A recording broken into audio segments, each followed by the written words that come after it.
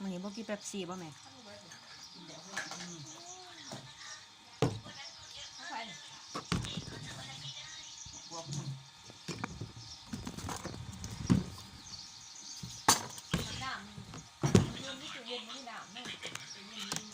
นี่กูหายไปเพื่อน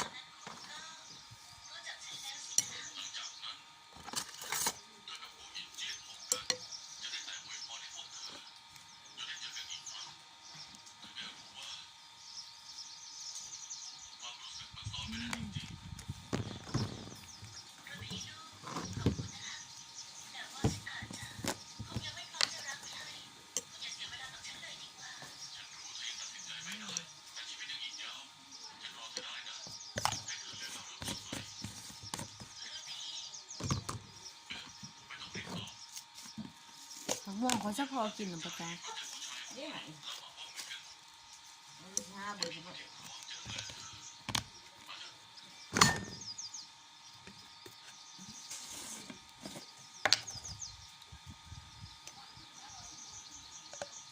นี่แค่เพ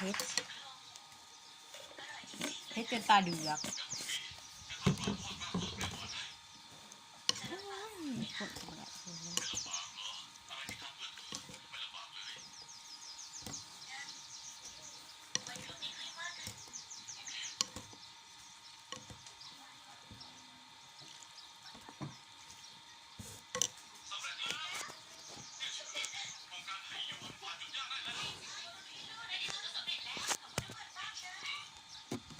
อีอะ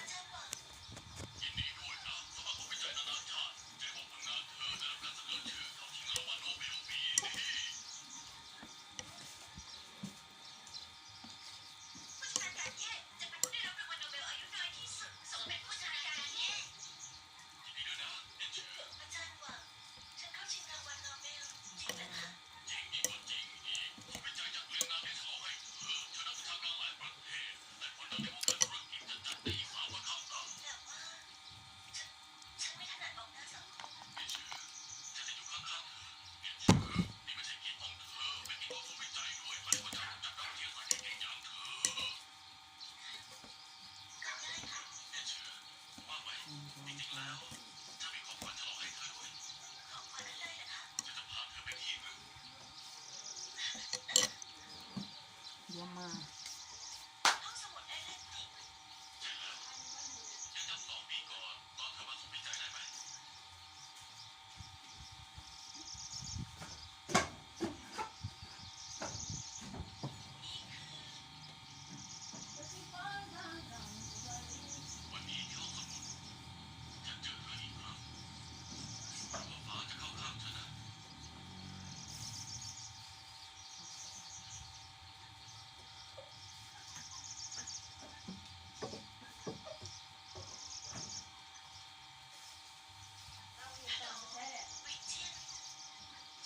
แก่นี้นะมัน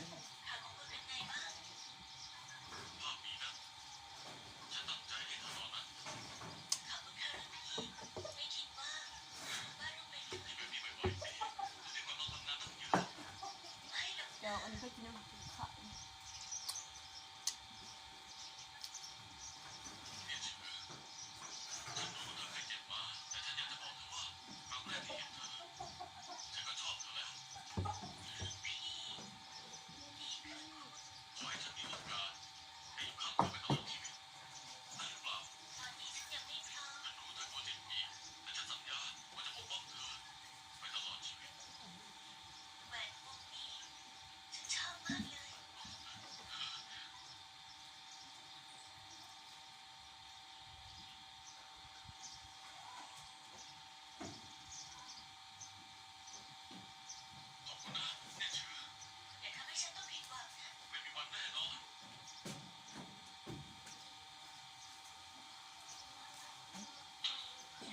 แฉะนี่ก็แตก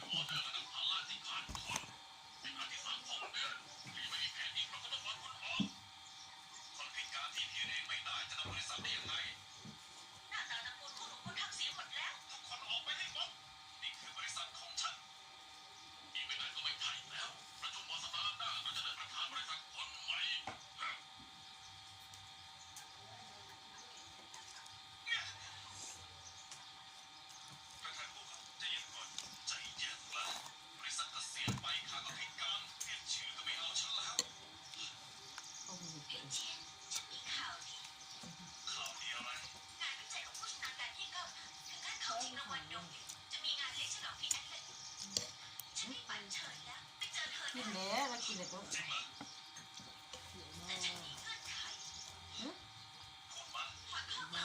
นะตั้งแต่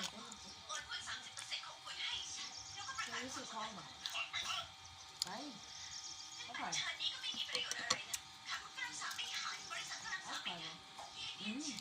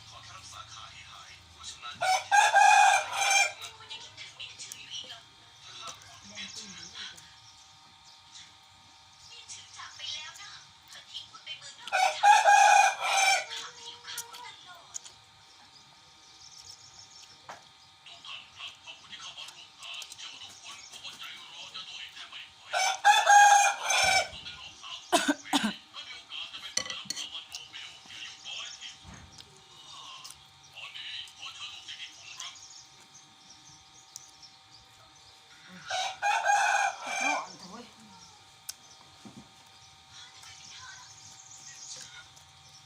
นั่งไปนั่งละนอกนี่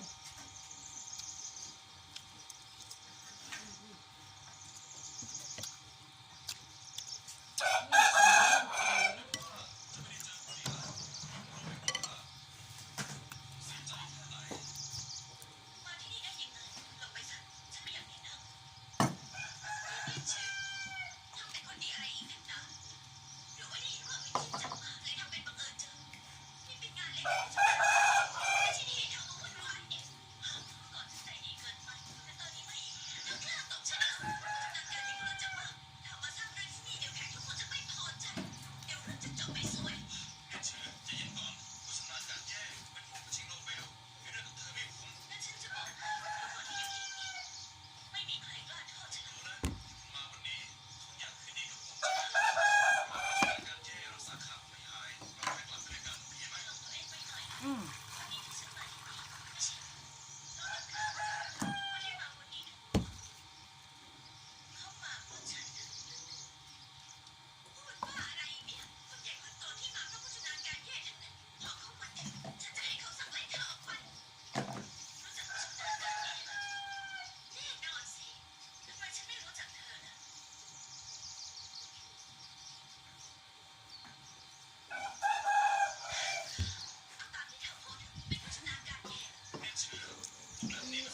ที่ได้ก็ชวนมึงสงขาบ้าน ผูเคาะ ยาวมันเป็น3 คนอะไรกูเลย ไอ้ แต่นางแม่อูก็ยังนางกินนางเนี่ยหยะใช่กันอยู่ตอนนั้นก็กินน้ำไปโซกินน้ำน้าจะไหนกาจิโชไม่รู้ว่าขึ้นเยอะไม่ว่าจะกินอะไรกินได้ทุกโต๊ะ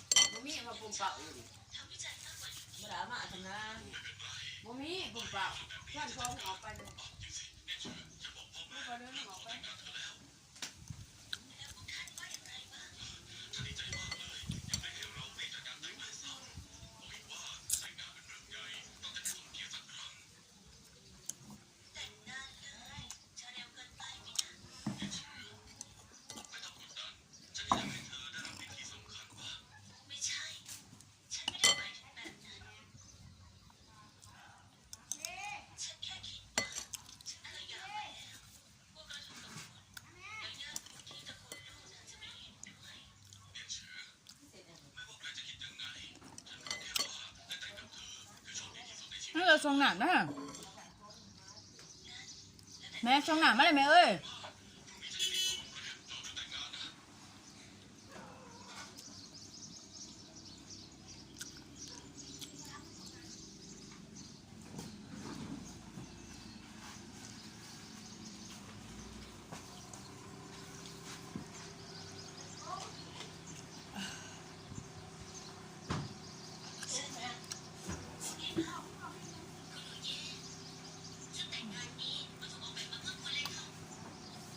แอม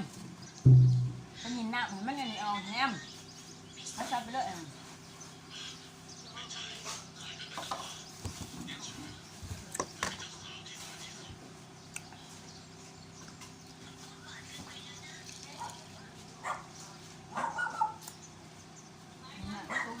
นี่นี่เอาทำนี่แหละ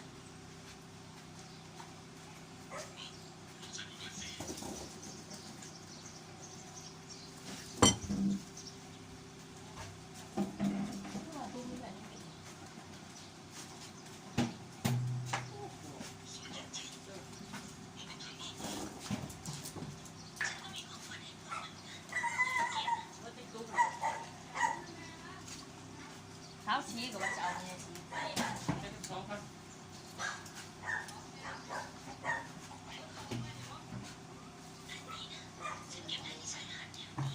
งอยพ่อไป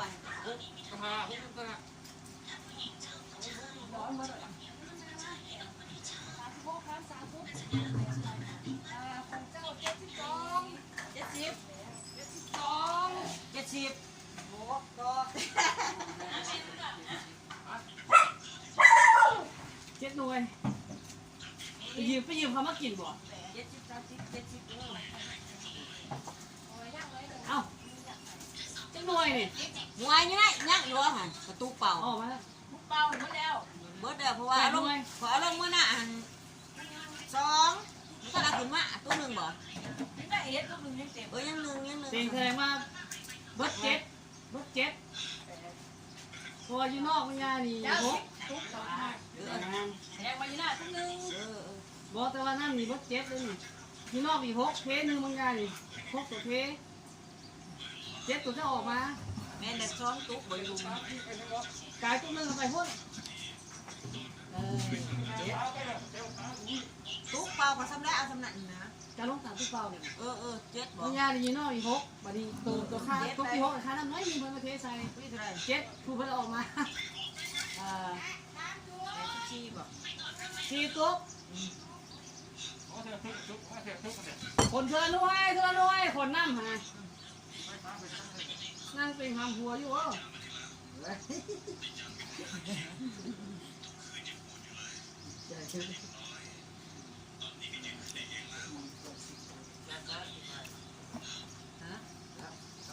ไปคนละท่านี่ก็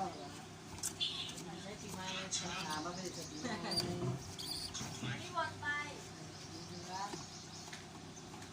48,000มีรวม2ปลูกสักบ่แม่แล้วรวม2บ่อยู่ถ้าใส่กับแมงก้มเล่าสินี่ไหนตรงนึง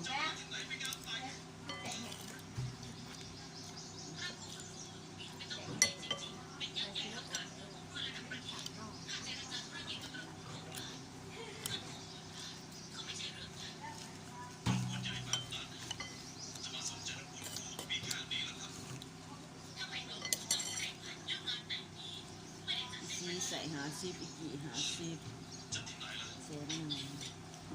เซน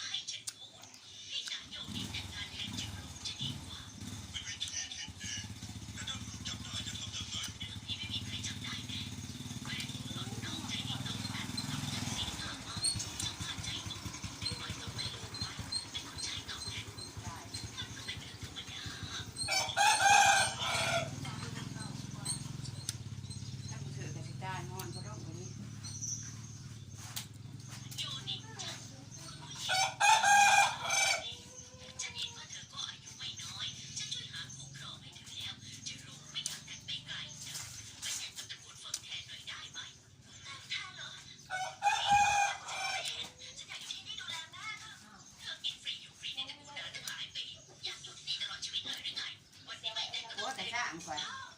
ตั้งไว้จะพิกายเลย มันกับ